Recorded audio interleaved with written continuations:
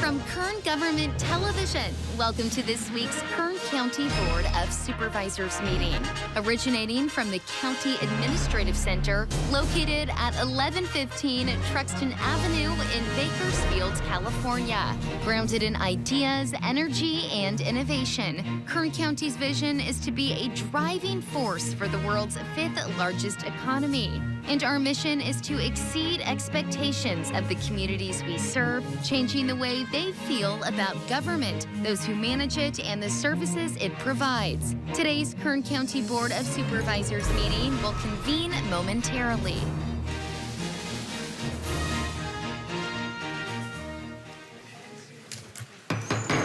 Board to reconvene. Madam Clerk, please call the roll. Supervisor Peters. Here. Supervisor Scribner. Here. Supervisor Maggard. Here. Supervisor Couch. Here. Supervisor Perez. Oh, I heard it here in the back. Thank you.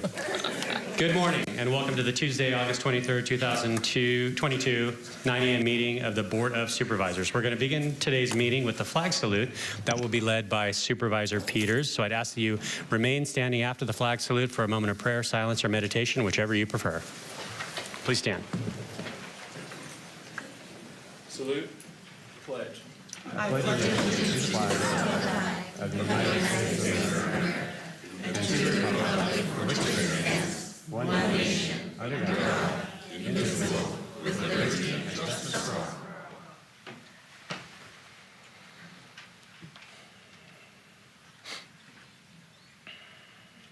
Thank you. Please be seated. Next, I'd like to call on Nick Cullen. He's our Director of Animal Services to introduce our Pet of the Week. Here he comes. Good morning, Nick. Good morning. Who's our pet this week? Well, this set of ears with a body is Stitch. Stitch is, good morning. Stitch is about a 10-month-old terrier mix. He came into the shelter about a month ago. He was adopted. His owner returned him. They weren't ready for puppy requirements, but he's available for adoption right now, and he's a little bit reserved right now, but he's a high-energy dog. He's going to make somebody a cool family pet. All right. Well, best of luck to you, Stitch, and thank you, Nick, so much. Thank you. Appreciate it. Good luck, Stitch.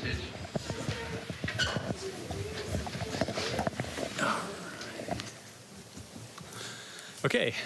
Next, we will consider the consent agenda, and agendas are located on the tables near the doors for anyone wishing to follow along. So all items listed with a CA above the item are considered to be routine and non-controversial by county staff. Consent items will be considered first and may be approved by one motion. If a member of the audience wishes to comment or ask questions regarding an item on the consent agenda, they may do so prior to a vote being taken.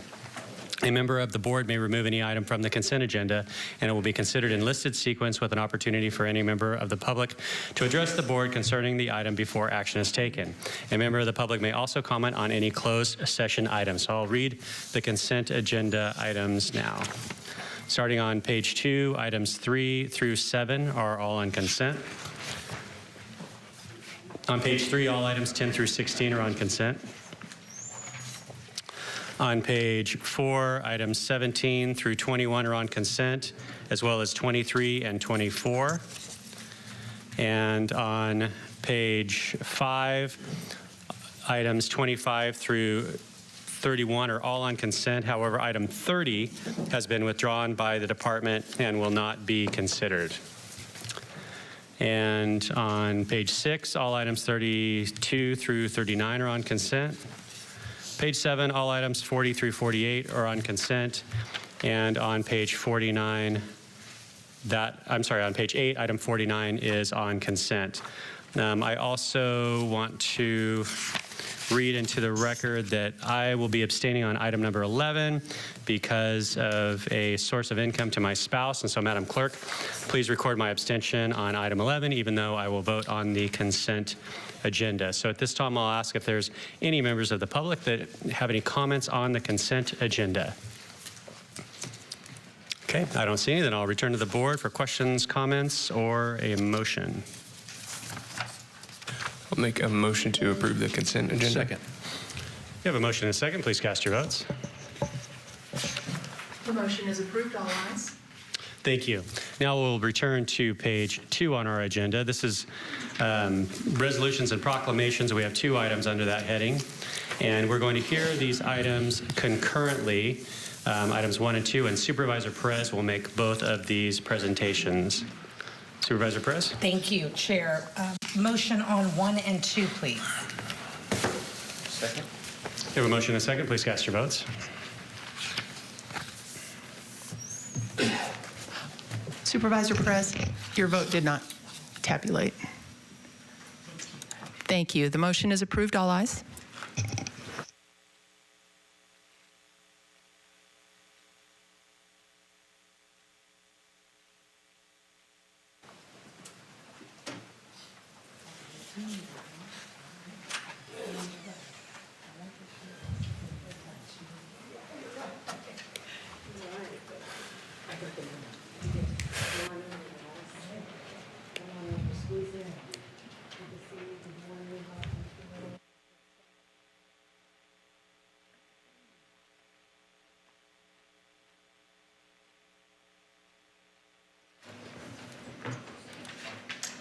Good morning, Chairman and members of the board. It is an honor this morning to be able to present to you September 2022 as National Suicide Prevention Month here in Kern County. For those who may know, in 2020, or may not know, excuse me, in 2020 there were over 45,000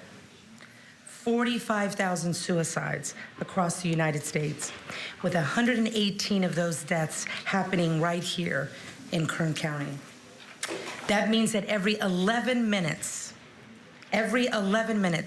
one of our American neighbors dies by suicide. Suicide is the second leading cause of death for those under 35 years old. These are deaths we know that are avoidable if treated properly. Our amazing team at Behavioral Health and Recovery Services has worked tirelessly to address this epidemic in our community. Stacy Kuwahara and her staff are here to tell us a little more about what is essentially God's work in this community. Thank you, appreciate you, and look forward to hearing more from you. It is an honor to present to you this proclamation. Board of Supervisors, County of Kern, State of California, officially proclaims September 2022 as National Suicide Prevention Month in Kern County. And this recognition has been entered into the official board minutes and signed by our Honorable Chairman, Zach Scribner. Thank you. Stacey, the floor is yours. Thank you. Well, thank you. Good morning, Chairman Scribner, members of the board. Thank you, Supervisor Perez, for that. We have a lot to share today. We're going to keep it all very brief, but I really appreciate the opportunity to come forward and talk about suicide awareness because, unfortunately, this is something that touches us all. We all know somebody who has been impacted by suicide. So to say a little more about this, I want to bring forward the supervisor of my hotline and the founder of the Save a Life Today Foundation, Ellen Eggert. Thank you. Thank you for having us here today, and I want to thank you for bringing awareness to this. On the hotline, we're also doing 988, which is the new name for hope in this county. 988 is for anybody. You don't have to have a mental illness. You don't have to have a substance use disorder. You're having a bad day, call us. Someone is there 24/7. We are here to help. And I also would like to challenge all of you here and your staff. If you would like an awareness training and be a role model for the rest of the county, let me know and I'll come to you and we'll train you. Thank you for your support.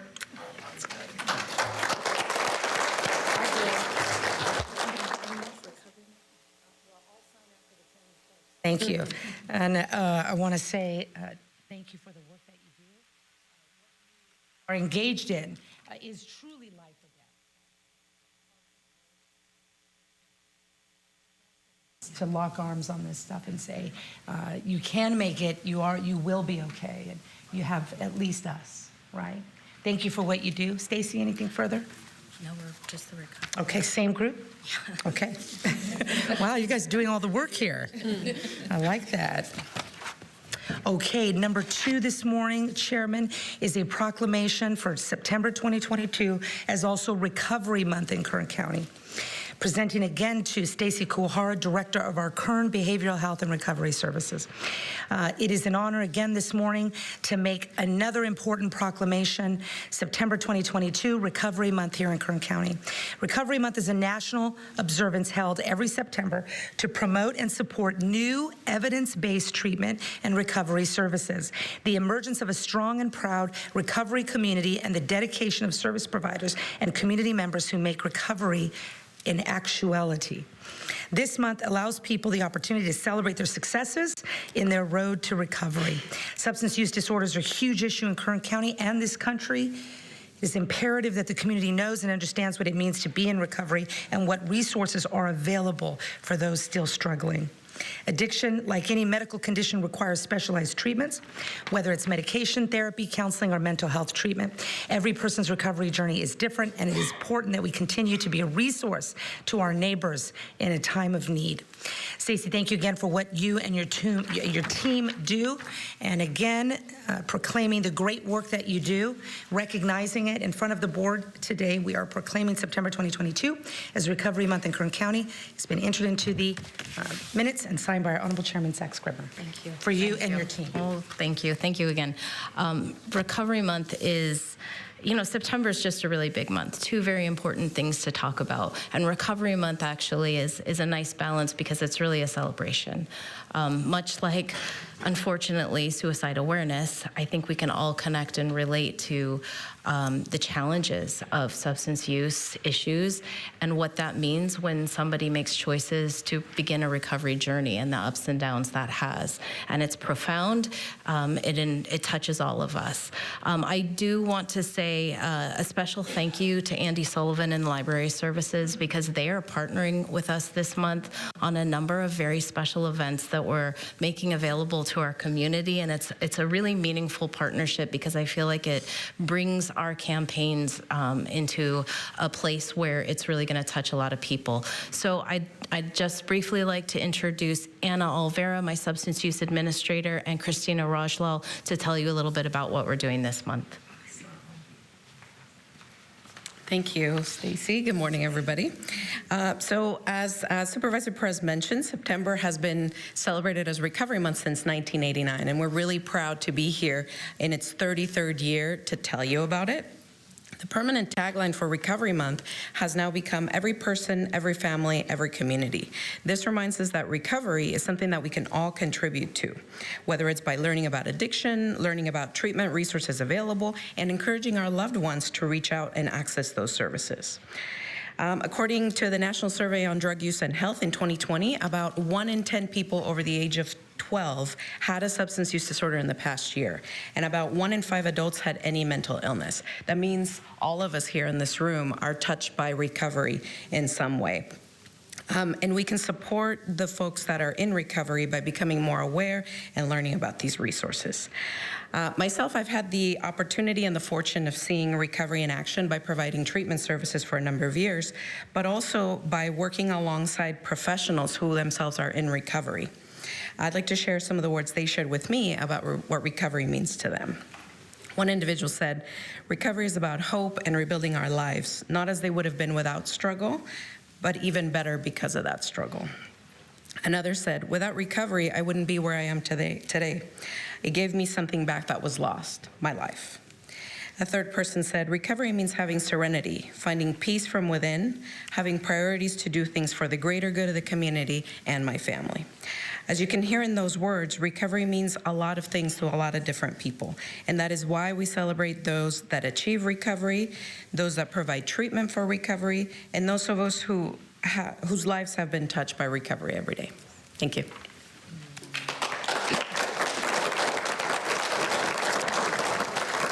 All right, so we at Kern Behavioral Health and Recovery Services are really proud to recognize September as National Suicide Prevention Awareness Month and National Recovery Month. Now, National Suicide Prevention Month is recognized by the teal and purple striped ribbon, and Recovery Month is recognized by the solid purple ribbon.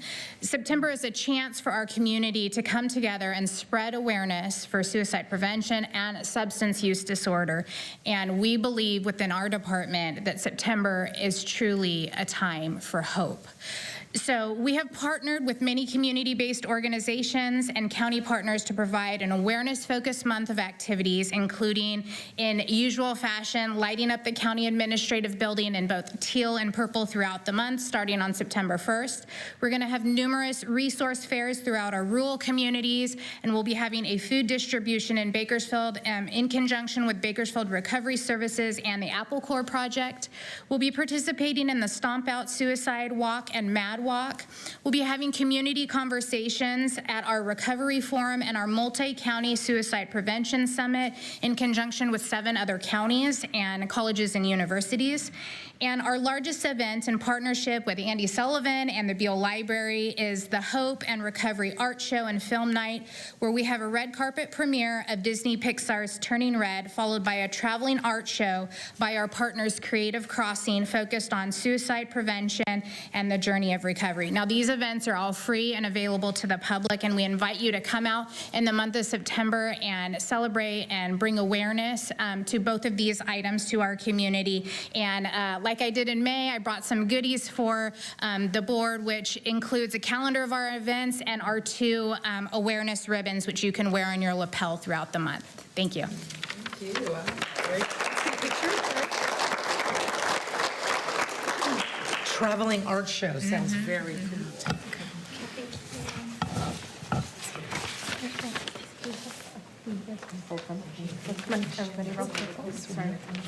Christian, I got the memo on the colors, so that's good. First and only time. Come on, and everything. Come on, let's see where am I. Okay, here we go. Our unsung heroes. Kern County's. Oh, kid. And I'm still going to call you Andy Apple, too. You're still Andy Apple to me. I am to my mother, too. Really? Oh, wait, one more. Come here, Miss Apple.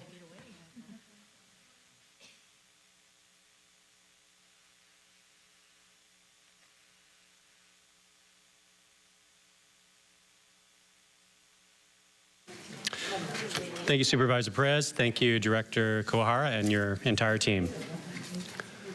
The next item on our agenda is public presentations. This portion of the meeting is reserved for persons to address the board on any matter not on this agenda, but under the jurisdiction of the board. Board members may respond briefly to statements made or questions posed. They may ask a question for clarification, make a referral to staff for factual information, or request staff to report back to the board at a later meeting. Also, the board may take action to direct the staff to place a matter of business on a future agenda. So now I'll ask if there's any members of our audience that would like to make a public presentation. Please observe our 2-minute time limit and state your name before you make your presentation. Good morning. My name is Edward Rich. I'm here to discuss, I'm an accountant for the County of Kern for the last 8 years. I'm here today to speak on why this board should invest in quality wages for our accountants at Kern County. Poor wages in the accountant classification can cut or shorten public services that keep families like the ones watching this meeting today safe and self-sufficient.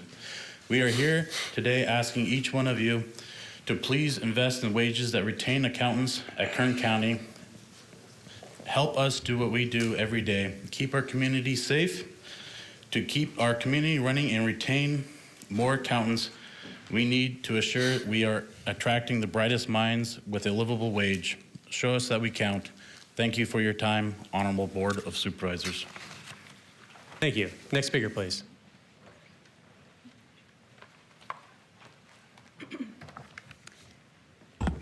Hello, good morning. My name is Nayeli Torres. I'm an accountant for the county. I've been here for almost 4 years. Today I'm here to talk to you with my fellow coworkers about the importance of investing in our accountants. As an accountant, we have some of the most unseen jobs in the county, although we are the individuals who not only keep an accurate record of the taxpayer and community's money, we also bring millions of dollars a year to our community. We help write and manage grant projects and help assure the county is being dispersed the money we deserve from the federal and state level. The money is then used to pay for services our community members depend on. We are the people behind the scenes working to assure our community residents get a fair share. Help us keep our county running and retain more accountants because Kern County families deserve the best. Thank you all for your time. Thank you. Who'll be next, please?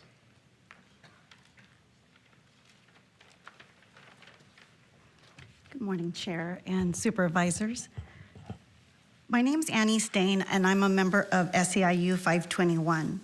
I'm here today to speak on why the board should invest in quality wages for accountants of Kern County. I'm an accountant, and I've been in this position for almost a year, but I've worked for the county for 11 and a half years. I believe the county has many benefits to offer employees, which I'm thankful for. However, quality wages should be included with those benefits that the county offers and should also be representative of the county being a wonderful place to work at. Salary increases, quality wages is one of the main types of recognition to show appreciation for employees. Quality wages have the most potential to promote employee engagement and job longevity, but poor wages encourage voluntary employee turnover and low motivation. We're asking today to please invest in wages that retain our accountants and help strengthen the finances for the county services and programs because the Kern County residents we serve deserve better. Thank you for your time. Thank you. Next speaker. Good morning. Good morning. My name is Blanca Gutierrez. I'm an accountant too. I've been at Kern County for 7 years, and I'm a member of SEIU 521. I'm here today to speak to why this board should invest into quality wages for accountants. Kern County has a retention crisis. We have lost some of our best and brightest accountants to different outside employers. This impacts Kern County families directly because when we are short-staffed, we can't keep our families safe, healthy, and self-sufficient. Help us keep our county running and retain more accountants because Kern County families deserve peace of mind that our county employees are working to provide quality services. Thank you. Thank you. Good morning. My name is Myra Hernandez, and I am a member of SEIU 521. I am an accountant, and I've been with the county for 7 years. I am here before you today not because I like public speaking, but because I am no longer sure who to turn for support and relief. I love my job. I come every day and help my community. Yet over the years of service, I have found that we are having a hard time keeping accountants.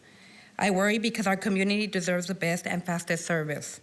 Yet with more accountants leaving to more competitive employers, I wonder how much longer it will be before this short staff starts to seriously affect our community. We are keeping up with the demand of our community because we love our community, but we are also community members asking for your support in turn. Please show us we count throughout this class and compensation process. Thank you.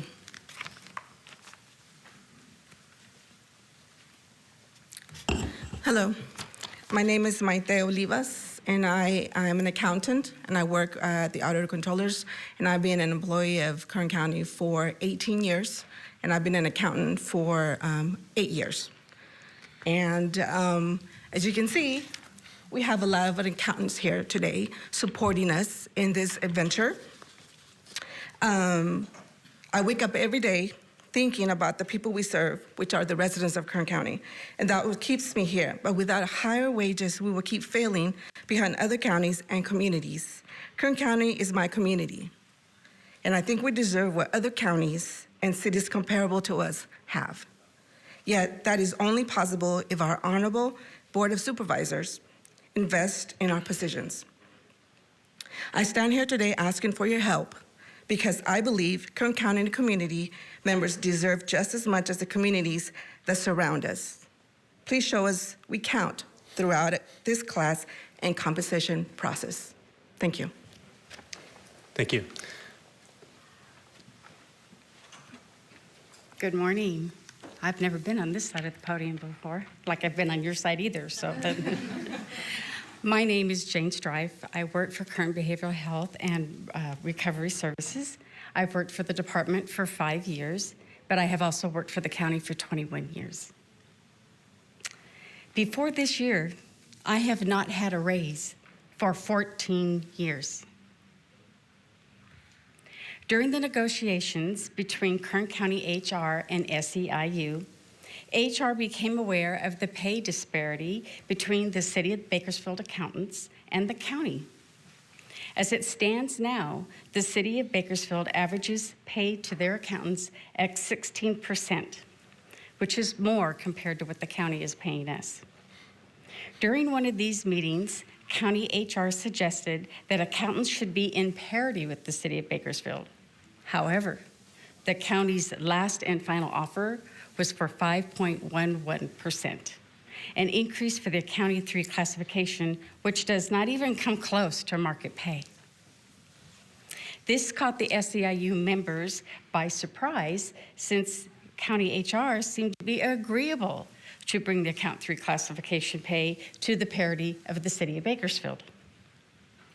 In the interest of fairness and equity, we urge the board to reconsider the County HR's last and final offer and pay accountants fair market value. Even Tulare County, a smaller county than us just to the north, is paying their accountant 3s 10% more than Kern.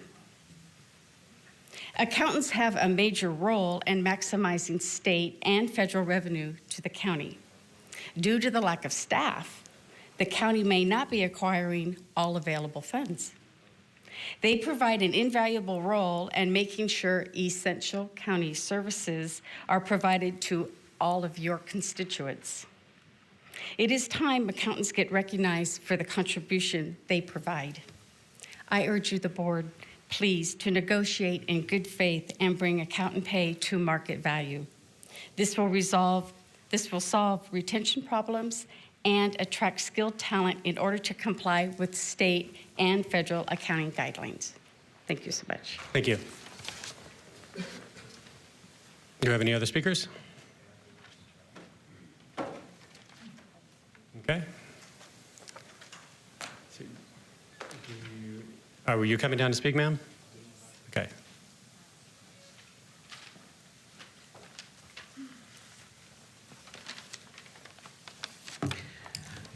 Good morning, Chairman and members of the board. My name is Tammy Ollinger, and I work for the Kern County Sheriff's Office Communications section, and I've been there for over 27 years.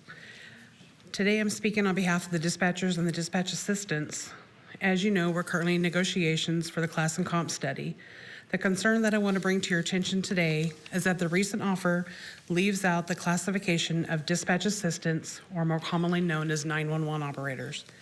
I understand the thought process in creating a wider monetary compensation between the dispatch assistants flex class and the dispatchers, which is intended to encourage the DA's dispatch assistants to promote. I appreciate that the board paid attention to a problem we are having with encouraging these new employees to promote and train for a dispatcher. Both jobs are equally stressful and take a long training process, up to 9 months. The flex class was created approximately 3 years ago. We already had several dispatch assistants who have held the position at this time for 15 to 20 years. These employees should not be punished for not promoting. They hired in to be a dispatch assistant. The flex class is an option, it's not mandatory. We still need 911 operators to answer those calls, and those employees are there day in and day out. They're working the same overtime mandatory shifts as dispatchers. Excluding a classification that works side by side with those who will receive a raise will be detrimental to employee morale. We will lose qualified professionals. Other classifications who hold less liability have been recently given significant wage increases that are now paying more than the dispatch assistant. I am asking the board to reconsider that decision to exclude the dispatch assistants. These employees are vital to the day-to-day operations of the sheriff's office, and they deserve to be recognized for the job that they do. They are the first line of contact for the public. Thank you. Good morning. My name is Tammy Yarbrough. I'm a 911 operator with the Kern County Sheriff's Office. My career choice came after my nephew, Chad Yarbrough,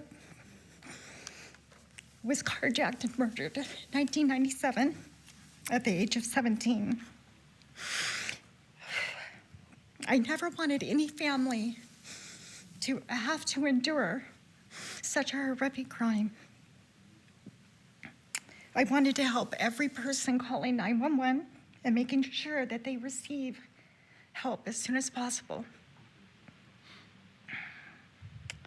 Not a day goes by that I don't think about my nephew. 20 years later, I'm still working for the sheriff's office as a 911 operator. Some of the calls that I've taken over my career is a man called and told me that his roommate had stabbed him. The roommate had left the house. As I was taking the information, the suspect re-entered the home and stabbed him to death while I was on the phone with him. I was the last person to speak to this man as he died on the phone with me. I will carry that for the rest of my life.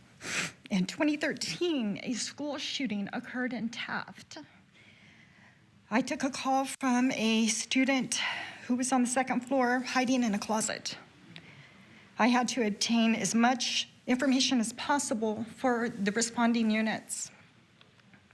But I also had to try and keep her as quiet as possible. We didn't know where the shooter was. I was so scared for her, but I had a job to do. Just 2 weeks ago, a 17-year-old called, and they were in a park on the east side of town and had slit their wrists with a razor. I stayed on the phone with her, talked her into putting that razor down. I had to distract her with questions about her pet, school activities. And I talked to her until a unit could respond. That is something that we do every day.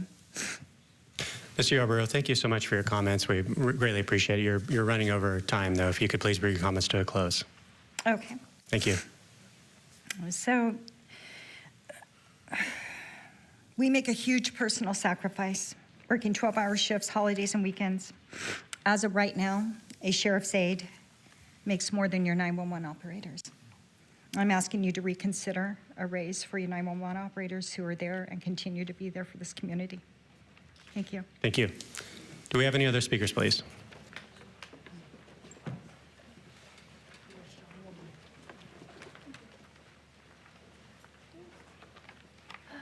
Sorry for my incapacity. Oh, you're amazing. Oh, you're amazing too. Thank you. Hello, my name is Thomasina Rivers. My name is Thomasina Rivers. It's been a couple of years since I've been in here. I come here because I noticed there was a meeting today, and I'm here to speak to the district supervisor who is overseeing the welfare department.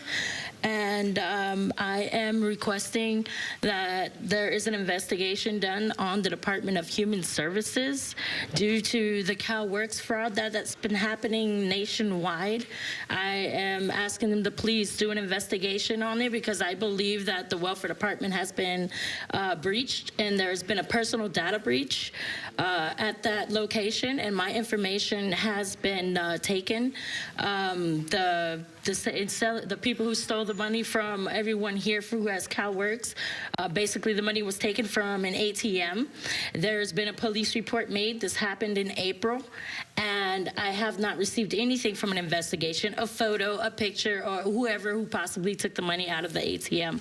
So I also know that the money was taken in San Mateo, and I went to the bank to take $690 out. There was no money there, only $20.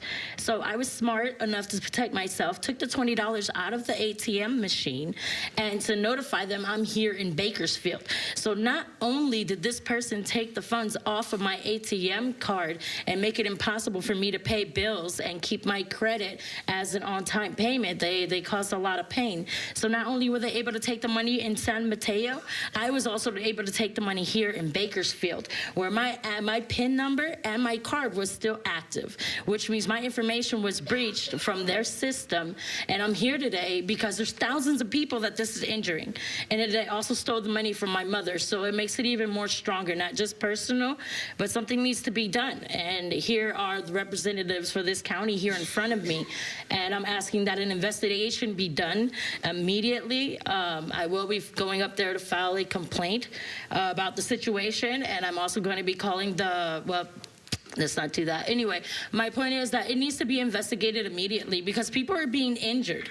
And it's hard for us to get through life dealing with the struggle here. I mean, there's homeless everywhere. You know, it's not just homeless. People are born that way, and they don't know how to get out of it, and people just say, just manage. So I'm here today to stand up for all of the people here who are afraid or don't know the steps to take, because I'm learning the steps. And right now, I feel that there are thousands of citizens here who have their Social Security taken, had their PIN number, their money taken. I mean, their food. We're all suffering, and we manage for our representatives to represent us. Ma'am, thank you very much for your comments. You've run over time, and so I'm going to ask you to bring your comments to a close. But we would like to get your contact. We would like to get your contact information so we can follow up on the concerns that you've just conveyed to us. Yes. Mr. Alsop is right there on the edge of the. Yes. On the desk there. You can provide your contact number to him or one of his staff, and then we will certainly follow up with you on the issues that you presented. Totally, and thank you, and I do apologize for the, you know what I mean? Yes, ma'am. Thank you. Thank you very much. I hope you guys do have a great day. Yeah, we appreciate your comments. Do we have any other speakers, please? Good morning. Hello. So my last name is Engelbrecht. Why don't you Google that? And as I mentioned before, we have a huge problem with massive identity theft, fraud, like that woman said. My bank accounts have been wiped out, 50 grand, didn't get a dime back, thank you. My deed is fake, as I mentioned, and here is the public does not record deeds, but this is one of 1,000. And this is Post Office Box 4 in Fraser Park. It involves Tammy Goddard with Mountaintop Video, who I've reported 1,000 times. And so our Kern County property taxes are sent to a fake post office box in Los Angeles, governed by Wells Fargo, with 3 fake Engelbrechts just in Wells Fargo. Now that's just Wells Fargo. Why don't you Google the Treasury Department on that too? And then we have Kayvon Engelbrecht, who would be Kingpin Kayvon Bakhtiar, that that Congressman Kevin McCarthy put his daughter in the U.S. Navy with special privileges. And we got Cartel Engelbrecht. You got to love that. And so here's Congressman McCarthy 9 years ago. He knew about this 9 years ago with Aurobindo Pharma on Engelbrecht Avenue in South Africa. I mean, one of a dozen. Department of Justice, they've known about this for 8 years, okay? So, and then we have a fake plate, a government plate. This is parked at Fraser Park Post Office. As if you can see it, let's hope the cameras can. You know, they don't have tags. These have expired 2020 tags. And, you know, if you look at, we've got Film Noir in Fraser Park with 11 fake Engelbrechts. We got NBC, ABC, and CBS. They're everywhere, everywhere. And I've been reporting this for over 12 years, and you all had 19 documents in 2020, and you dismissed me as without merit. So if you really still want to say that, why don't you tell the public that? And to just talk about ABC and their involvement with Kelly Ripa. Here we go. This is online. 7 Lincoln Square, AKA 149 Columbus Avenue. And so who's doing anything about it? I mean, this is full-on terrorism. You're harming the public.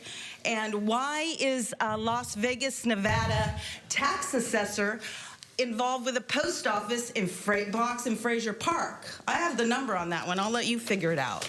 So would you like to tell me why you've done nothing? Am I going to get my money back? Why do I live in a destroyed home by Mike Wilson, who forged checks and doesn't go to jail? No siree, just like Stacey Havner. I mean, it is like criminal code 4 Ms. Engelbrecht? in cartel bills. Ms. Engelbrecht, your time has expired. I appreciate your comments. Have you turned this item over to the Sheriff's Department? FBI, Sheriff, DA, everybody knows. The DOJ, hello? I mean, I guess you want me to, you know, take it to the streets? I don't know. Thank you. Next speaker, please. Good morning. Good morning. My name is James Stewart, and I have a road repair problem that I'd like to get resolved. I talked to someone at the Kern County Roads Department on March the 22nd of 2020. And on July the 22nd of 2020, I contacted Leticia Perez's office because no work had been done. On July the 28th, they made repairs, and I use that term loosely because it looked like a kindergartner threw some asphalt down and walked away from it. No compaction, no cleanup. In fact, debris was tossed to the side. And I want it resolved. I want the repair to look like a repair and not some haphazard junk that was thrown down on the street. And I have tried to contact Mrs. Perez's office numerous occasions without success. But I would like, and the irony is I've had the street repaired by the Cal Water District when they have water lines to be repaired, and it looks beautiful. But the Kern County Roads Department comes out and it looks like trash. Mr. Stewart, I know Supervisor Perez would like to respond. Supervisor Perez. How many times have you called my office?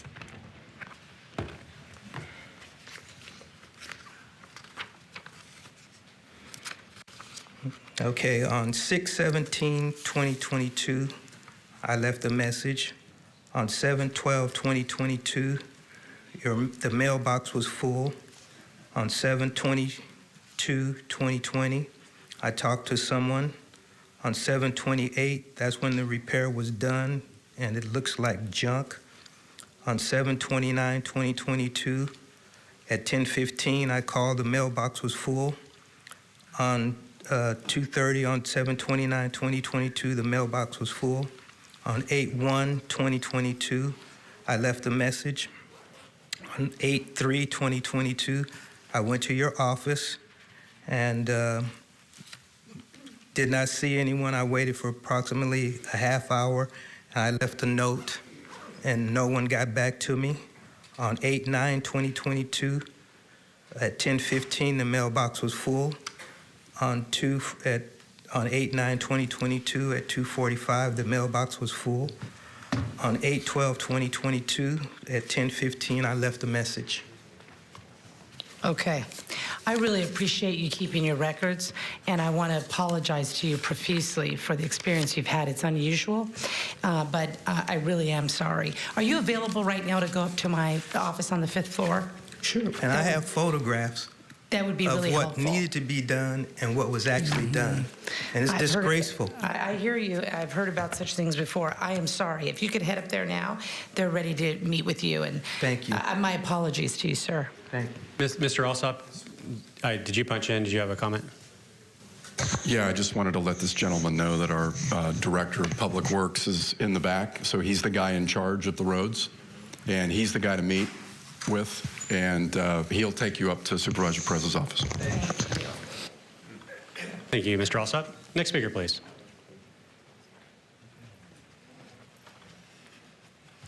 Good morning, and thank you for the opportunity to speak to you today. I am Barbara Porter, and I'm here this morning to speak to you regarding the Dominion voting machines that are currently being used here in Kern County. You might be surprised to learn that France banned mail-in ballots in 1975 amid fears of potential fraud. In 2021, after watching our election from November 2020, France banned voting machines. With a population of over 67 million, elections in France now require in-person voting with IDs and ballots that are hand-counted. Surely, Kern County, with under 1/2 million population, can handle counting our votes.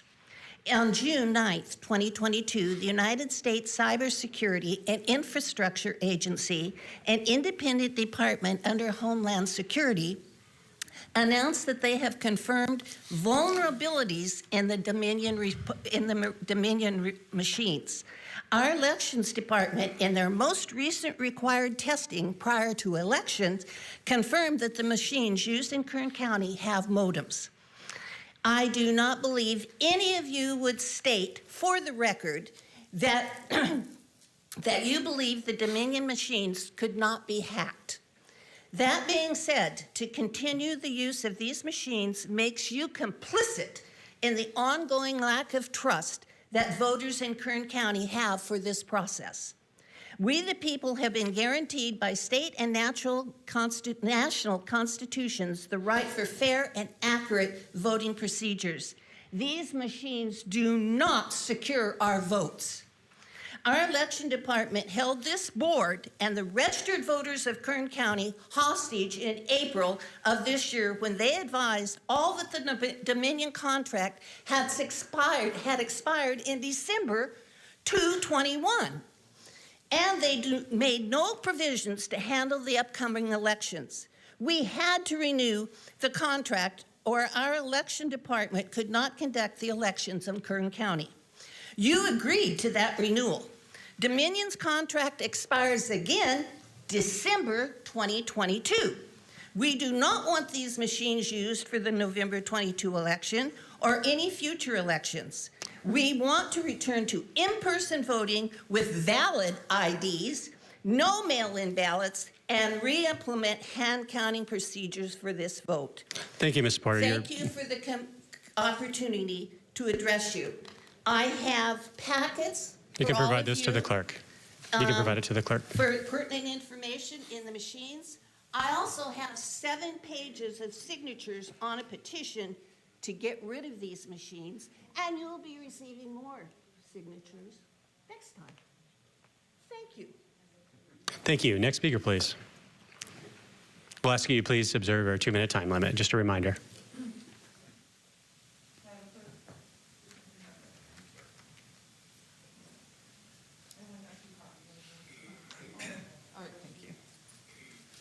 Good morning.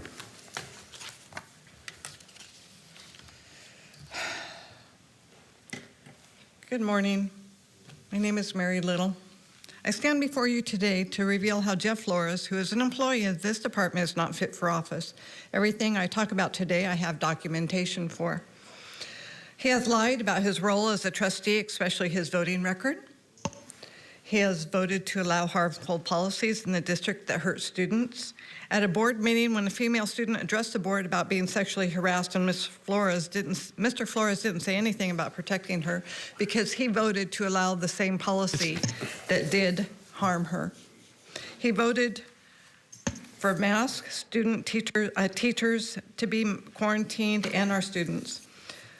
And his authority as an employee, as Mike Maggard's assistant, Jeff Flores targeted a resident and sent harassing emails and threats to the resident who was not even in this area. Then he reported false information to a code enforcement officer about the resident and hoped that the code enforcement officer would cite the resident. The resident filed a claim in court and won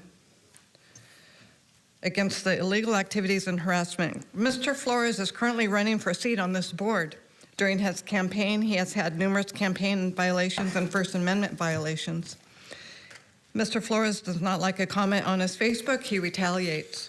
Ms. Little, I'm struggling to see how this is germane to the purview of the Board of Supervisors. Can you let me finish, and you will? Well, he has said such thing as... I would like for you to get to the point, if there is one. There is. I will, Mr. Scribner. Thank you. Thank you. Don't interrupt me, please. Ma'am, as long as you're staying on topic something that's under the jurisdiction of this board, I will allow you to continue. I will. It is under the jurisdiction But so far of it this hasn't board. been. And it will be because his activities continue to show that he is unfit.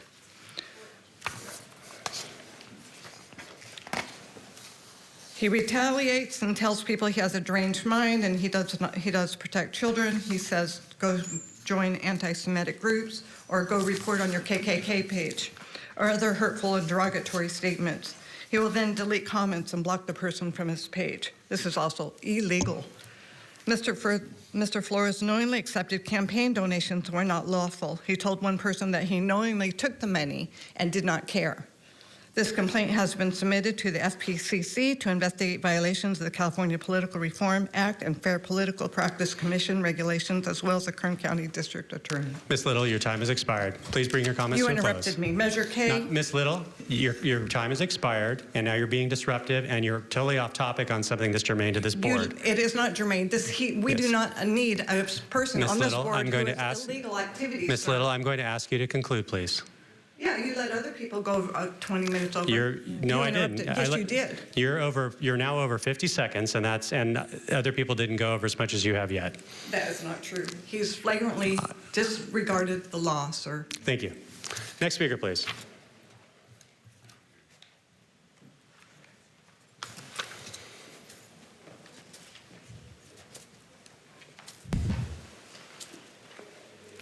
Good morning. My name is Gilbert Tarr. I live in Lebec, and the topic is Ridge Route Drive. It's impaired with debris and nothing's been done. I'd like this board to put in writing and send to me what the county's going to do about this problem. The fire code says that it's supposed to be 20 feet wide. It's 13 feet 8 inches wide, unable to pass, and they've done nothing.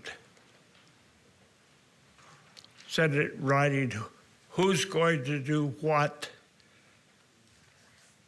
To myself, I want to know whether the neighbor is going to clean the road, the county's going to clean the road, the fire department's going to clean the road, or whether I'm going to clean the road, and who's going to pay.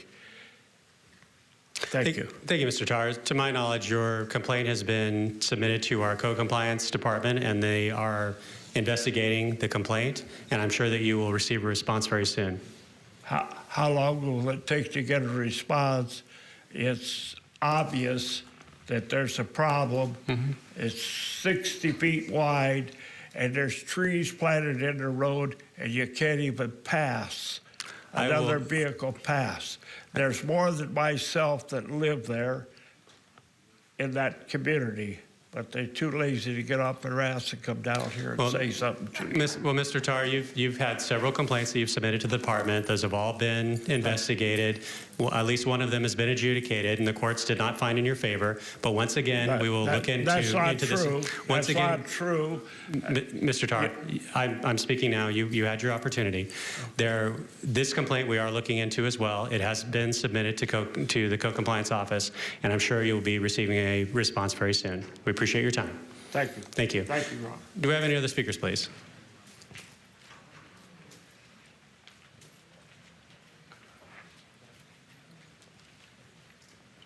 Good morning.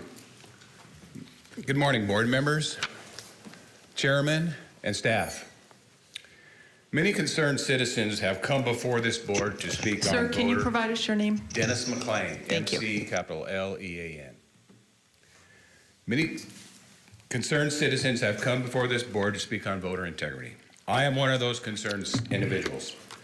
Sunday's Bakersfield, California published an article in the opinion section entitled, Use Truth, Transparency to Combat Election Myths. I encourage you to research this. This article is incorrect addressing the myths and truths of the election department. Let me tell you my experience with my interaction with this department. I was an election observer in the recent primary election. While in the back areas of the department, we were directed to mask up while other departments in this building were not.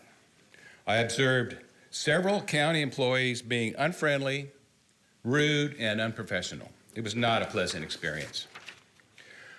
After the election was finalized, I went into the same department to ask questions about applying as a candidate for school board trustee.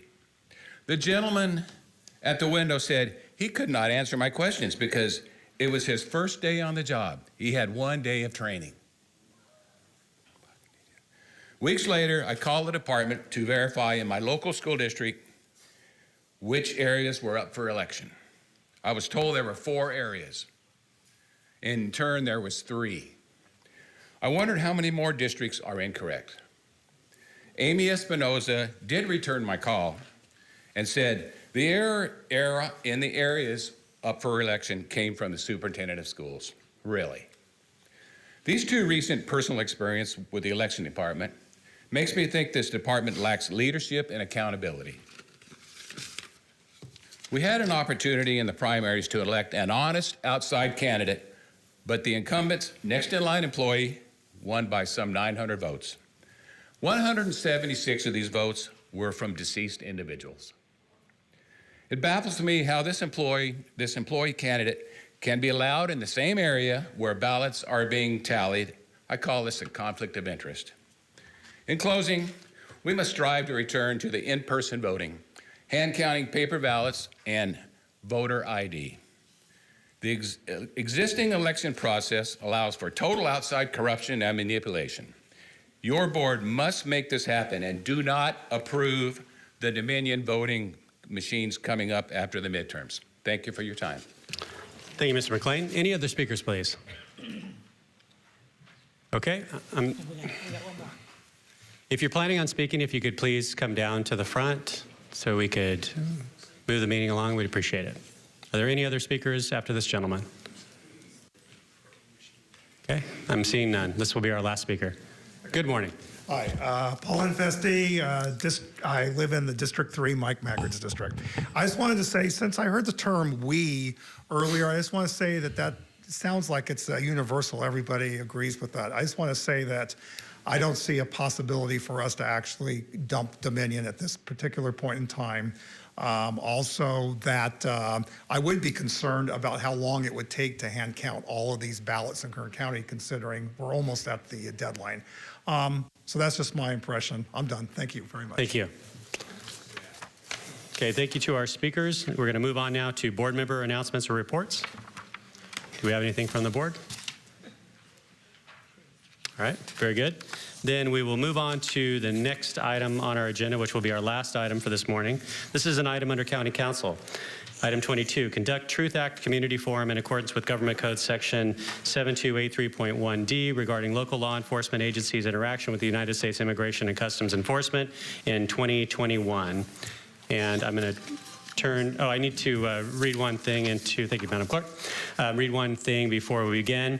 I want to introduce our interpreter, Fernando Lopez, who is available for anyone in the audience requiring translation of the proceedings from English to Spanish. Mr. Lopez, please come, here you are. And so if you could please make an announcement. Antes de comenzar, me gustaría presentarles a nuestro intérprete Fernando López, que está disponible para cualquier persona en el auditorio que requiere traducción para los procedimientos de inglés al español. Okay, entonces, Have we identified anyone who needs your services this morning? hay alguien que necesita audífonos. Okay, it looks like we have one. Very good. Okay. So he will be interpreting and providing that service to anyone who needs it. Thank you, Mr. Lopez. So now I'll turn to our County Counsel, Margot Rezon, to start us off on this discussion. Good morning. Good morning, Chairman, board members. This item is before your board today for what we refer to as the Truth Act Forum. Seated next to me is Deputy County Counsel Chrissy Olson, and she will introduce this item in greater detail. Good morning, Chairman Scrivener, members of the board. This item is being brought before your board this morning so a community forum may occur. The California Transparent Review of Unjust Transfers and Hold Act, also known as the Truth Act and contained in the California Government Code, mandates that the governing body of any county in which a local law enforcement agency has provided Immigration and Customs Enforcement, ICE, access to an individual during the last year conduct at least one community forum during the following year. Your board is such a governing body. Government Code Section 7283.1 states that the purpose of the forum is to provide information to the public about ICE's access to individuals and to receive and consider public comment. Your board's meeting this morning is the place and time selected for the community forum to provide information about the year 2021 to the public and to receive and consider public comment. The required notice of this morning's forum has been provided. Kern County Probation Officer T.R. Miracle is present and has a brief statement. Following Chief Miracle's statement, Kern County Sheriff Chief Deputy Eric Levig is present and has a presentation which shall provide statistical information about ICE's access to individuals during 2021. There is also a request by the ACLU to make a presentation following Chief Deputy Levig's presentation. The ACLU has previously provided a PowerPoint. At the conclusion of the formal presentations, it would be appropriate to invite public comment. It is therefore recommended that your board conduct the forum, including receiving and considering public comment.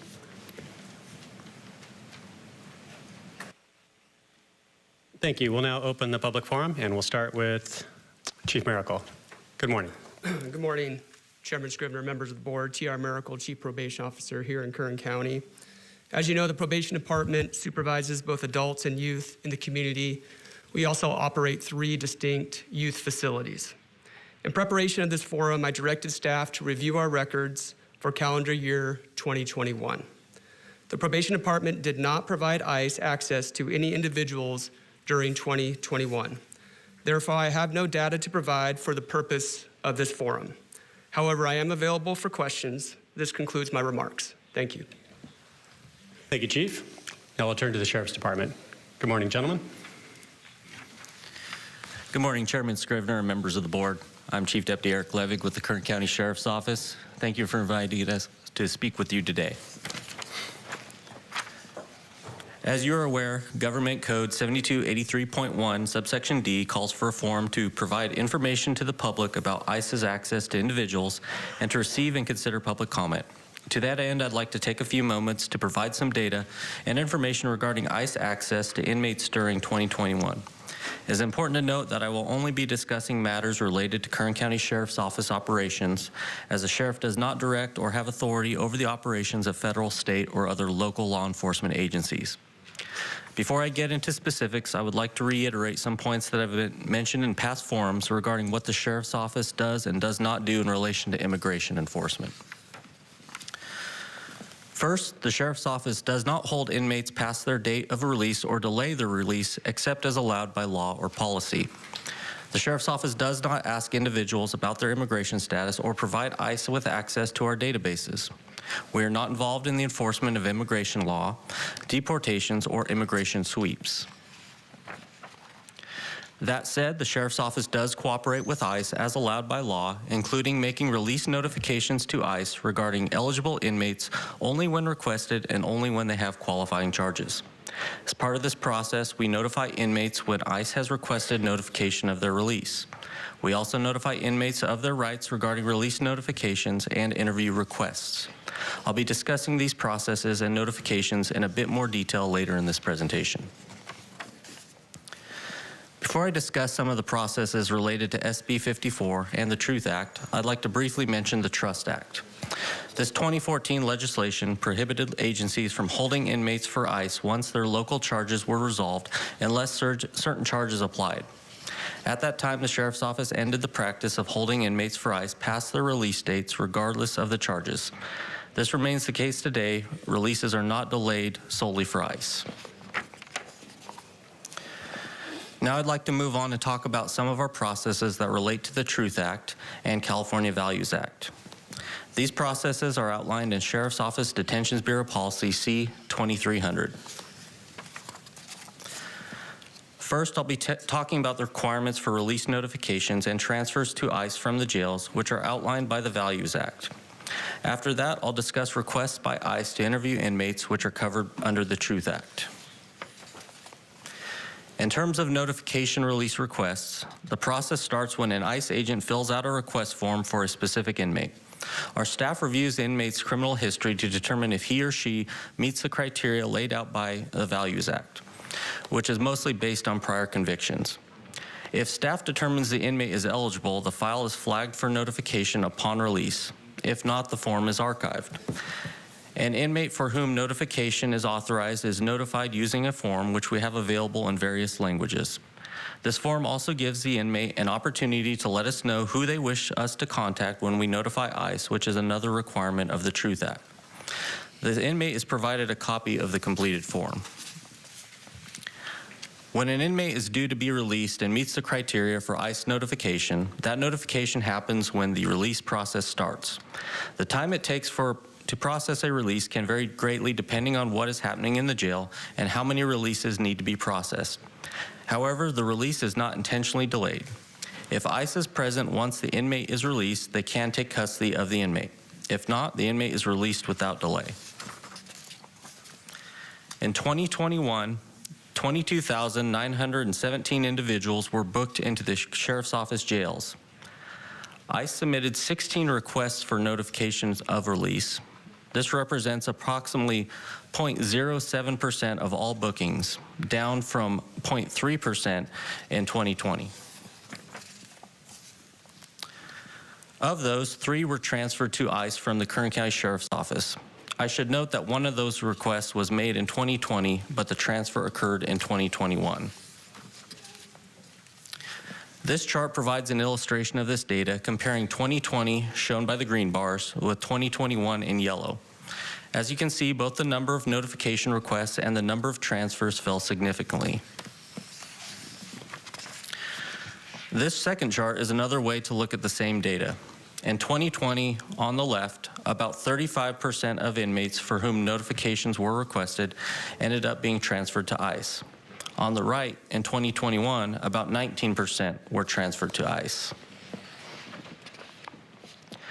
Before we move on to discuss interview requests, I'd like to provide you some basic demographic information. As you can see from the slide, 14 individuals were Hispanic, 1 was Middle Eastern, and 1 was Asian. 15 were male, and 1 was female. The average age was 39, and the median amount of time spent in our custody was about 49 days. When the Sheriff's Office reports to DOJ, it appears that we transfer more inmates than what we report during our annual form because DOJ requires us to report by qualifying charge and not by individual. This means that some individuals have multiple qualifying charges. Per DOJ instructions, we must indicate the number of transfers to immigration authorities by the offense code that allowed for the transfer. This is a summary count by offense and not by individual records. The The rules surrounding interview requests by ICE are governed by the Truth Act. When ICE wants to interview an inmate, the inmate is notified by way of a form which explains the reason for the interview and that it is voluntary. This form is available in various languages. The form gives the inmate 3 choices: to decline to be interviewed, to agree to be interviewed with their attorney present, or to agree to be interviewed without their attorney. Regardless of their choice, the inmate signs the form and is given a copy. The original form remains in their file. If the inmate refuses to sign, that is taken as a refusal to be interviewed. Our data indicates that ICE did not request any inmates to be interviewed in 2021. The following slides explain qualifying charges and provides examples of those charges. Inmates convicted of a serious felony or have been convicted of a felony that was punishable by prison must fall within 15 years and within the last 5 years for misdemeanor charges. Also, those who must register as sex offenders qualify. Inmates who were recently arrested and convicted, or inmates who have qualifying charges but have not been convicted, do qualify if the court finds there is sufficient cause. These are a few charges that qualify under Government Code 7282.5. You may also find the list on the California Legislative website. As mentioned before, the Sheriff's Office does not place any hold for immigration authorities. Inmates who have a release of notification form are released without delay if the ICE agent is not present. If the ICE agent is present, they can arrest once the inmate's release is processed. Sheriff's Office policy strictly prohibits any kind of hold for immigration authorities and agents and does not permit any staff member to accept a hold request. Before I close, I'd like to make some clarifications about some items that were mentioned in the past forums. First, the Sheriff's Office is not involved in arrests that ICE makes in the community. Whatever activities ICE may initiate locally are done so without our involvement. Second, ICE does not have access to the Sheriff's Office databases, and we do not provide them offices within the jail. I would also like to extend our thanks to the ACLU for their attention to these matters. Our past meetings and correspondence have proven helpful in refining Sheriff's Office procedures. The Sheriff's Office continues to review its operations and policies to ensure involvement with federal immigration authorities is carried out within relevant law. With that said, I would like to thank the board for inviting us to speak on this matter. This concludes my presentation. Thank you. Thank you. Now I'm going to invite the ACLU to come up, and we've allotted 5 minutes for their presentation. So Madam Clerk, if you could please set the clock.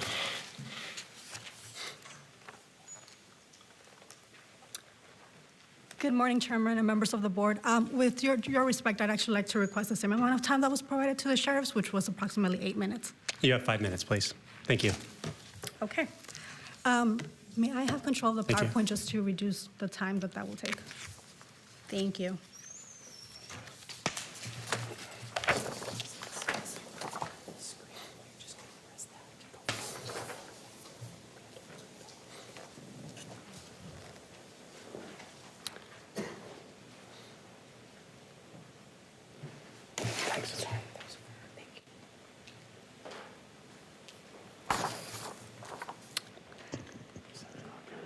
Good morning again, members of the board. I'm Myra Huachin. I am with the ACLU of Southern California.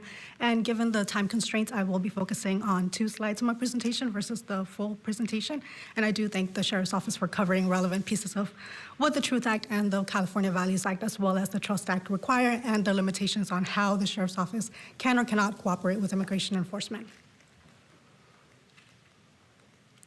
I do want to start with a quick note regarding the underlying values of these relevant laws and how they should govern the way that we engage with immigration enforcement or not engage at all. And this is a reminder that these laws are intended to emphasize and recognize that immigrants are valuable. They are essential members of our community, including our community here in Kern County, and that the goal is to build a relationship of trust between California's immigrant communities and the state and local agencies like the Kern County Sheriff's Office.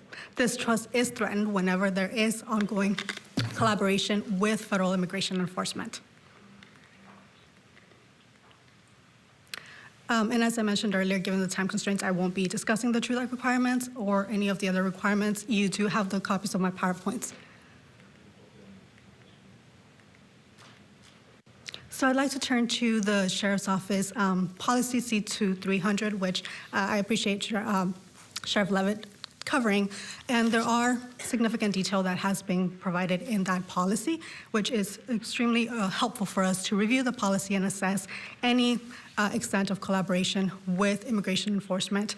There are two aspects of that policy that are of grave concern to us, and which I'd like to bring to this board and also to the Sheriff's Office so that we can continue to engage and discuss those in the future. Specifically, the first section of concern is on page 2 of the policy. That language there authorizes the sheriff to delay the release of an individual for immigration authorities to take custody of the individual where the sheriff has probable cause to believe that the individual committed or is committing a criminal violation beyond the charge which they have been released on. The reason that this is causing significant concern to us is because we do not believe that there is any legal authority for the sheriff to hold an individual longer past the release date because the sheriff has probable cause to believe that they're committing or will be or that they have committed or is committing a criminal violation beyond the charges. There's specifically the Trust Act Government Code Section 7282 prohibits a law enforcement official from detaining an individual on the basis of an ICE hold unless certain conditions are met. Neither of those conditions are a condition where the sheriff believes that they have probable cause to continue to detain the individual. Additionally, even where an office may have discretion under Section 7282.5b to cooperate with immigration officials in limited instances where an individual has been arrested for serious or for violent felony charges, and the magistrate makes a finding of probable cause, none of that language would authorize the sheriff to themselves continue to delay the release of the individual if they are the ones who are making that determination of probable cause. And outside of those limited circumstances, California Government Code 7284.6 does not allow law enforcement agencies to transfer an individual or to continue to hold an individual past the release date and thereby facilitate the transfer of that individual to immigration authorities unless it is authorized by a judicial warrant or judicial probable cause determination or in accordance with California Government Code Section 7282.5. As such, given the grave concerns with the lack of legal authority for that part of the policy, we would like to address that specific part of the policy with the Sheriff's Office and to see if there can be any changes. We would also like to know whether and how often the Sheriff's Office has invoked that provision and held individuals past the release date, as well as how many individuals have had the release dates delayed pursuant to it. The second part of the policy that I'd like to bring to your attention is the lack of discretion that's generally given to officers within the policy. The policy instructs the Sheriff's Office to comply with notification and transfer requests wherever they determine that qualifying conviction has been verified.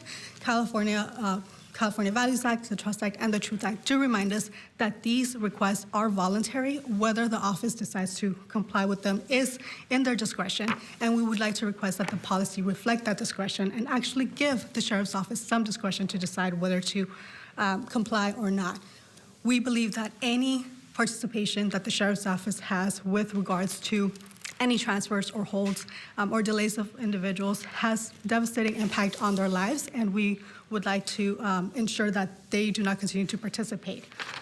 Lastly, and I do realize I'm running out of time, I'd like to point out that the number of requests that were mentioned by the Sheriff's Office are actually different than the number provided to California DOJ. Specifically, there were 125 requests.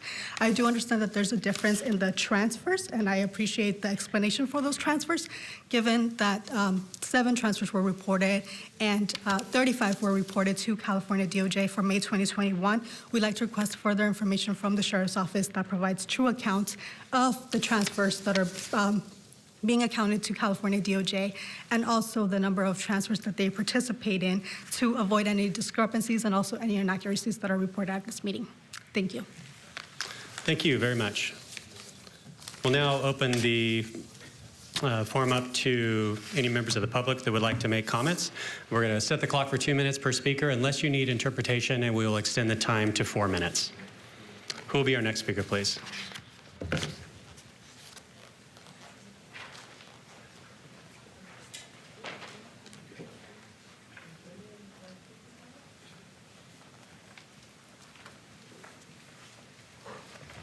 Good morning.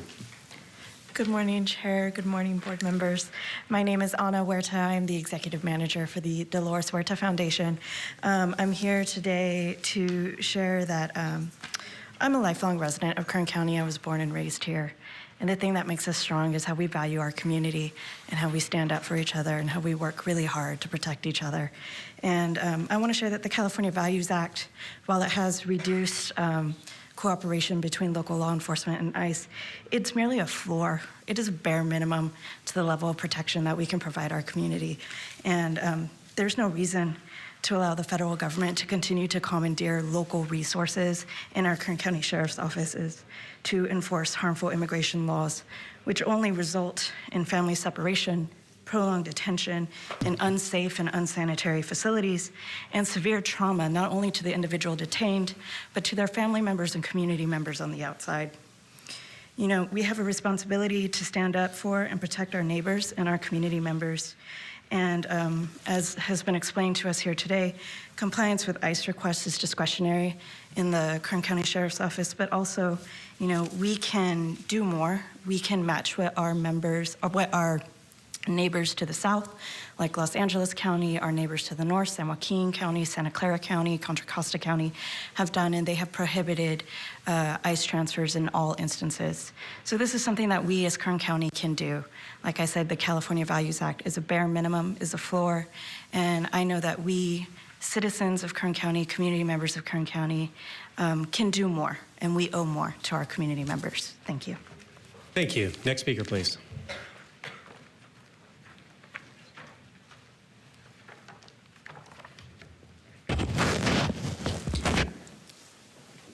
Sorry, I was starting with the clock.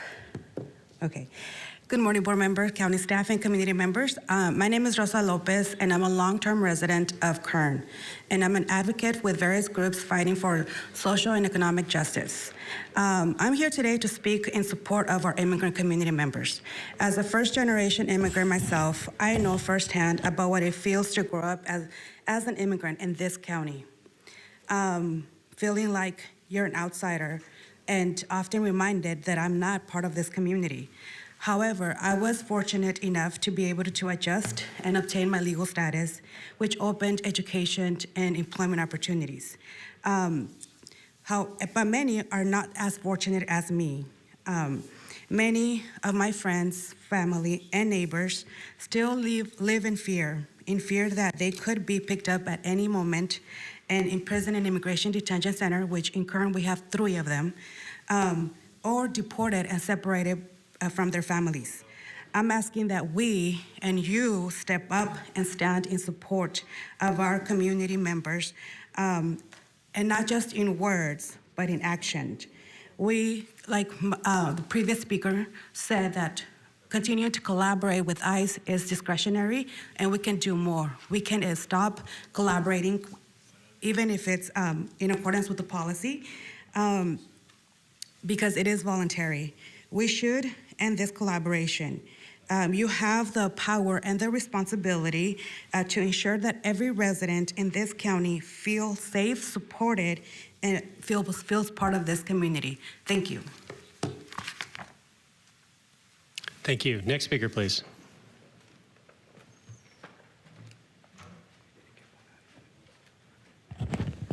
Good morning. Good morning, members of the board. My name is Cecilia Delgado. I am a Kern County resident. I'm sorry, I didn't catch your name. Can you repeat? Cecilia Delgado. Thank you. And just to start off, I would like to say that 9 o'clock for the forum was just no bueno. It's very difficult to get the community out here and provide the public comment that everyone needs to hear. Let's make sure everyone in Kern County is safe in the county they call home. Every resident, no matter their circumstance, deserves to feel safe.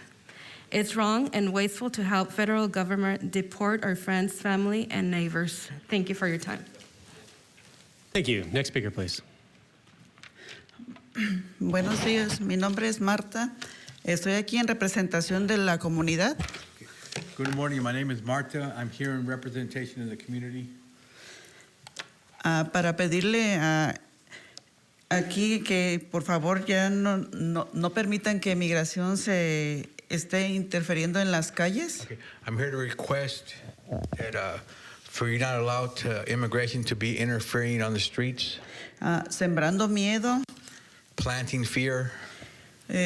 Porque yo hace 10 años mi esposo lo paró el policía y lo llevaron a la cárcel y de ahí a inmigración. 10 years ago, my husband was picked up by the police, taken into custody, then handed over to immigration. Yo sé que es muy duro para la familia. It's very hard on the families. Y más cuando es el sustento del hogar. And more when they are the ones sustaining the household. Yo pienso que estamos aquí para que nos ayuden. I believe that we're here to get help. Gracias por escucharme. Thank you for hearing me out. Thank you. Gracias a usted. Buenos días, Good miembros. morning. Mi nombre es Rosa López y vengo aquí My name ahora is Rosa Lopez, and I'm here today para darle las gracias. He visto en las gráficas que hay menos deportaciones to thank you. I've seen the graphs, and there's less deportations. y eso quiere decir que se ha respetado el acto de la verdad, And that means the true fact is being respected, el cual protege a nuestra comunidad which protects our communities, de inmigrantes, los cuales vienen the immigrant community that come here a ponernos los vegetales, a limpiar nuestras casas, a ser mejores personas y tener un futuro mejor aquí. They provide us with vegetables, they clean our homes, and they provide us with a better future. Or they come here to get a better future. También doy las gracias por respetar a las comunidades I'm also thankful for respecting the communities que de una manera u otra contribuyen a este país, al crecimiento de este país. that in one way or another contribute to the growth of this country. Y vengo a pedirles, por favor, And I'm here to request that you please mantengan a las familias juntas, no las Keep- separen. the families together, do not separate us. Muchas gracias por su atención. Thank you very much for your attention. Thank you. Do I have any other speakers this morning?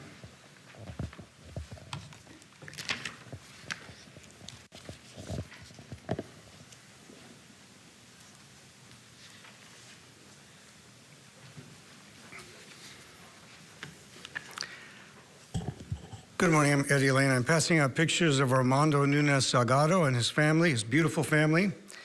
Armando was born in Mexico, a small town. His cousin was murdered by the cartel.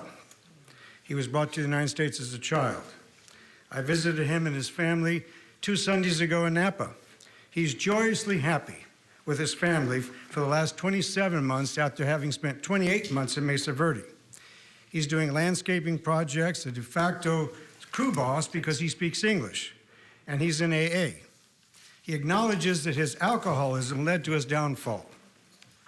I and other volunteers met him during our regular pre-COVID visits to Mesa Verde. He stood out. He was always concerned about the well-being of others. During a visit with Armando on March 9, 2019, he told me he was being deported. The day before, he'd been taken by ICE agents to 800 Truxton. He was asked to sign paperwork to expedite his deportation. He refused. 4 agents forcibly pulled one arm behind his back and pushed his other hand down to force him to sign. He still refused. At that point, the ICE agents forced his index finger towards an ink pad and then to the signature line. Armando pulled his finger away. The fingerprint was smeared. His neck and wrist were injured, and the agents told him he would be deported the following Monday. He contacted his wife. She contacted an attorney who contacted a federal judge, and amazingly, the deportation was stopped on a Saturday. This is torture. 800 Truxton, a few blocks from here. What I'm requesting today is that the County of Kern in no way be complicit with ICE, the agency that tortured Armando, nor complicit with Gio. Nestor and Victor are 2 detainees I met who, with mistaken identities, who had terrible health issues in Mesa Verde. Nestor's broken leg was not attended to for 3 days. Victor had 2 front teeth that were taken out. He complained about his tooth. He went to the dentist. The dentist pulled the wrong tooth. His 2 front teeth were pulled out in Mesa Verde. This lack of justice is an American tragedy, a cancer in the heart and soul of our country. And yes, a cancer here in Kern County. Thank you. Thank you. Next speaker, please.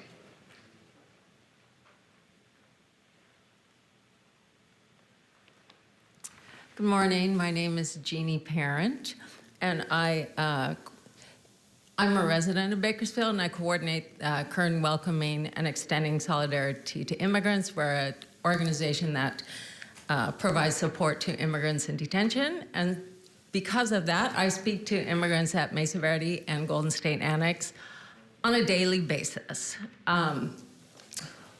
What I've heard is things that Eddie mentioned.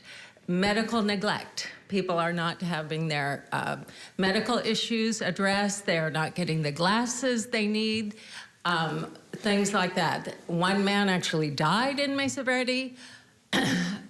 They also experienced solitary confinement when they tried to express their First Amendment rights in retaliation. So people are being tortured with cruel and unusual punishment, solitary for weeks on end because they have decided to join a labor strike. Because, and why are they on labor strike? Because of the $1 a day wages. $1 a day. So I also know of other retaliations where they haven't gotten their mail for 2 weeks. They've gotten all the food taken out of the commissary, out of the vending machines, things like that.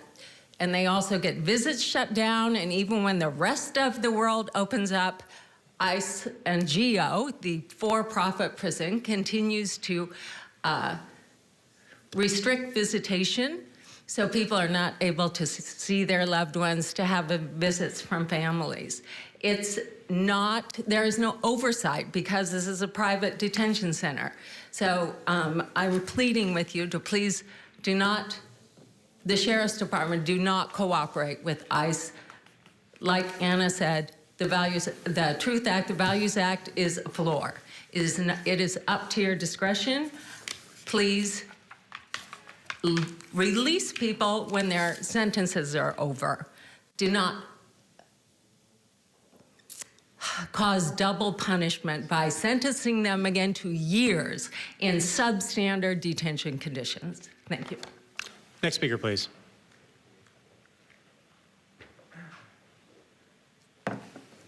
Good morning. My name is Bob Coons. I also visited Mesa Verde numerous times before the COVID situation.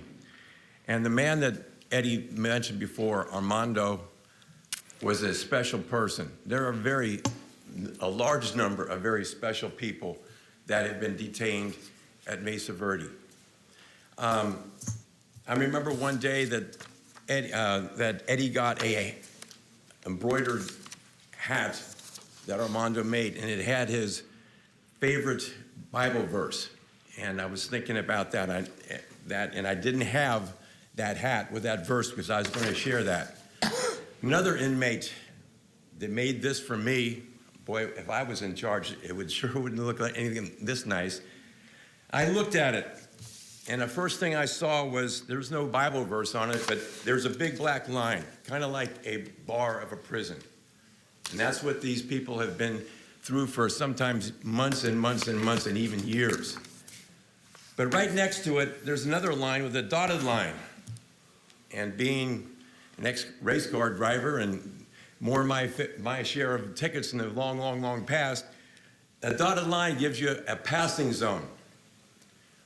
These people that are being detained are put to a place to be put into a different place, a passing zone. They're not supposed to be there forever and ever.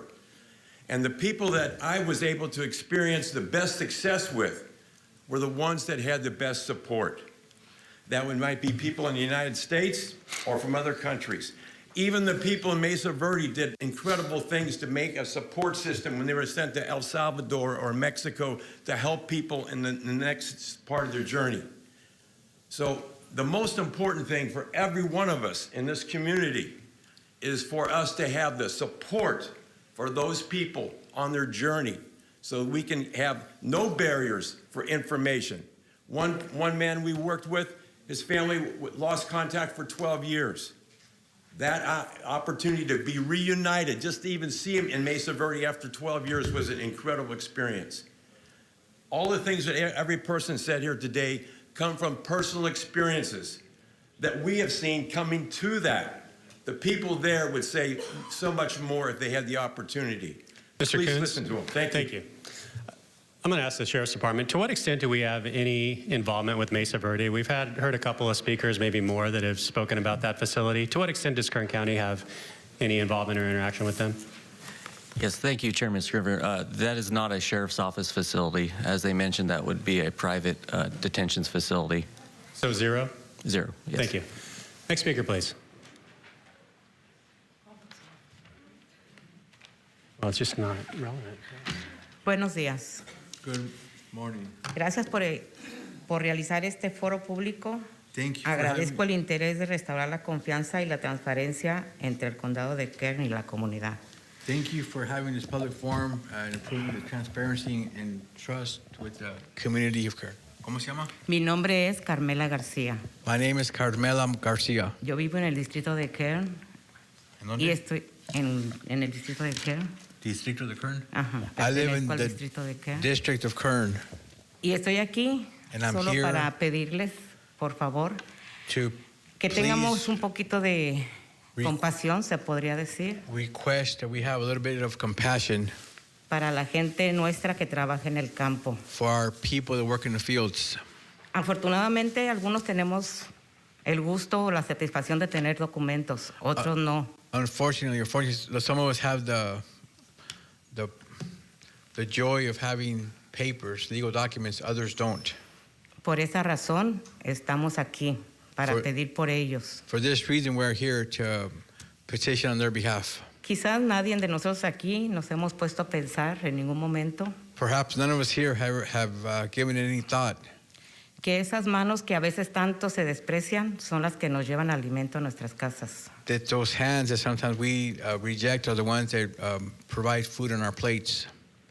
Y deberíamos de pensar, en lugar de dar el dinero que se da para el departamento del sheriff, And we've never thought that perhaps giving money to the sheriff's department, deberíamos de tratar de buscar alguna solución para ayudarle a esas personas we should use that money instead to look for a solution to help those people que vengan a trabajar temporalmente, to come and work seasonally como se merecen, como gente, as they como personas, deserve as people, como gente decente que nos vienen a traer nuestros alimentos a nuestros hogares. as decent people who come here to provide our homes with food. Espero que tomen en cuenta lo que les estamos diciendo y muchas gracias. I hope you consider what we're saying, and thank you very much. Thank you. Thank you. Do we have any other speakers, please? Good morning. Good morning. I'm Noah Garcia. I'm a lifelong resident, and thank you for holding this public forum. I'm a son of two parents of immigrants from Mexico who came at a very young age to work hard for their families in California, but also provide for their family back in Mexico. Fortunately, they were able to receive their residency and citizenship. My mom here 21 years ago while she was pregnant with me, and my dad just 4 years ago. Their labor and constant risk of safety while they were here, undocumented and then as residents, allowed me and my siblings to access education and careers where we can improve our community and uplift everyone in it. I'm here to ask the Board of Supervisors to hold the Kern County Sheriff's Office accountable and ensure their policies and practices comply with the California Truth Act and Values Act and go beyond that and protect immigrants and ensure KCSO abstains from voluntary collaboration with immigration and customs enforcements. Immigrants play a vital role in California's heart, soul, and economy. Our community of immigrants are an inseparable part of Kern County, and the stories of thousands of immigrants are the stories of Kern County and its opportunity. We know from residents themselves that KCSO has coordinated immigrants in our community, and I want to see more accurate data on ICE transfers. We've already seen that there can be inaccurate data based off the presentation by KCSO and the presentation from the ACLU. You and we have a responsibility to make sure that everyone, regardless of their birthplace or background, has the right to due process. We have a responsibility to make sure we all feel safe from law enforcement, and you've heard from the countless people here today that many residents do not feel safe to go to law enforcement for their problems, and therefore we cannot build trust within the community. We have clear law and policy. All local government must follow the California Values Act, which complies with federal law. And so I urge the Board of Supervisors to ensure that KCSO completely abstains from immigration enforcement activity or collaboration in any way. The Board of Supervisors has a responsibility and power to ensure all immigrants in Kern feel safe and welcome. Thank you. Thank you. Next speaker, please.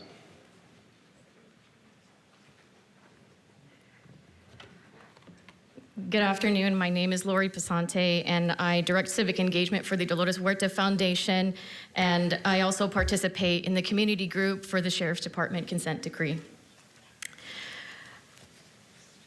We were all once immigrants, and if we keep screwing up our environment, we will be again, right? And God help us all if the same system that we're creating for our immigrants today is the one that awaits us when we have to migrate.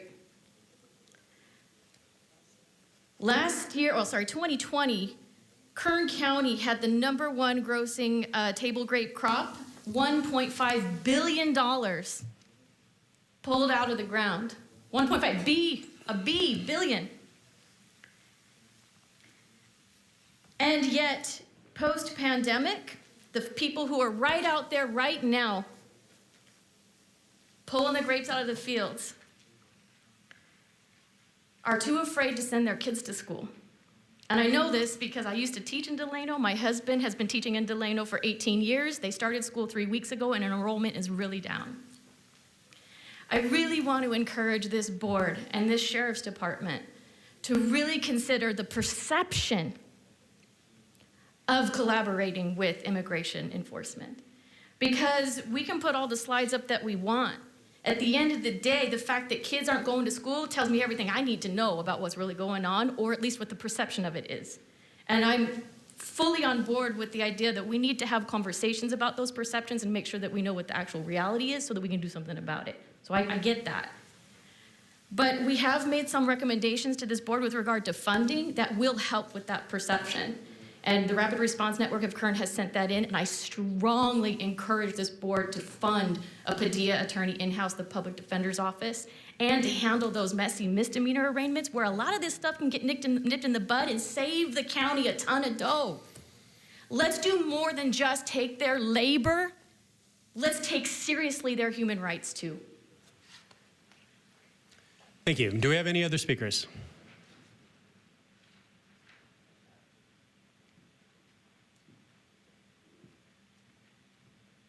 Good morning, members of the board. My name is Eliana Honeycutt. And I think it would behoove of us, every one of us here, to recognize that we need each other. That Kern County benefits from and depends on tax revenue from our immigrant community. That the federal government wants to pretend that their situation is criminal when in fact we know that it's administrative. The federal persecution of our immigrant community has devastating consequences for our families. We must protect due process for everyone in our community if that's what we truly believe. Furthermore, it's wrong and wasteful to help the federal government deport our friends and neighbors.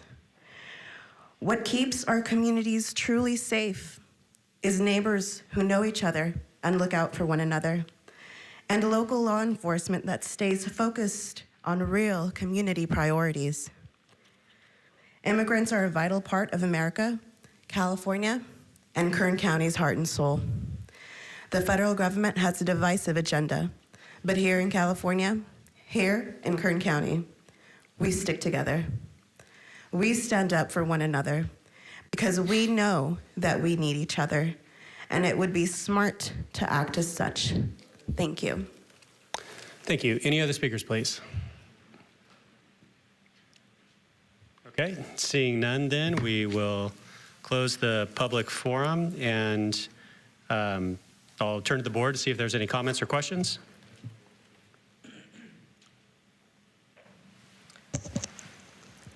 Supervisor Perez. Thank you, Chairman.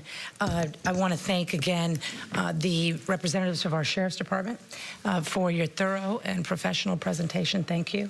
Thank you for the work that you do and for the conversations you've engaged in over the last couple of years that have been new.